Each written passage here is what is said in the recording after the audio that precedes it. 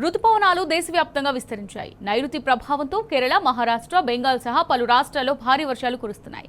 వర్షాల తాకిడికి పలు చోట్ల నదులు పొంగి పొర్లుతుండగా వరద ముప్పును తట్టుకునేందుకు కొన్ని రాష్ట్రాలు సహాయక చర్యలను ముమ్మరం చేశాయి. నది పరివాహక ప్రాంతాలను అప్రమత్తం చేశాయి. బంగాళాఖాతంలో ఏర్పడ్డ వాయుగుండంతో బెంగాల్ మొత్తానికి రెడ్ అలర్ట్ ప్రకటించారు అధికారులు. ఇటు మహారాష్ట్రకు కూడా ఎమర్జెన్సీ అలర్ట్ కొనసాగుతోంది. ఈ నేపథ్యంలో పాఠశాలలు, కళాశాలలకు సెలవు ప్రకటించింది బీఎంసీ. నైరుతి ఇటు ఢిల్లీ, గుజరాత్, మధ్యప్రదేశ్, రాజస్థాన్, ఛత్తీస్గఢ్, హర్యానా, పంజాబ్లోని మరికొన్ని ప్రాంతాలకు మరింతగా విస్తరించాయి. ఎడతెరిపి లేని వర్షాలతో ఢిల్లీ రోడ్లపై నీరు నిలిచి ట్రాఫిక్ స్తంభించింది.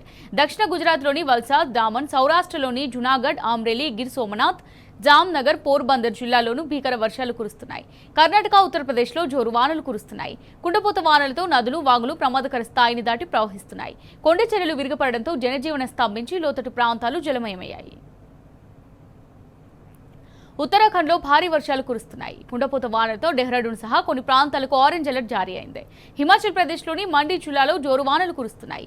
భారీ వర్షాలతో సిమ్లా, మనాలి, ధర్మశాల తదితర ప్రాంతాల్లో పలు రోడ్డు మార్గాలు మూతపడ్డాయి.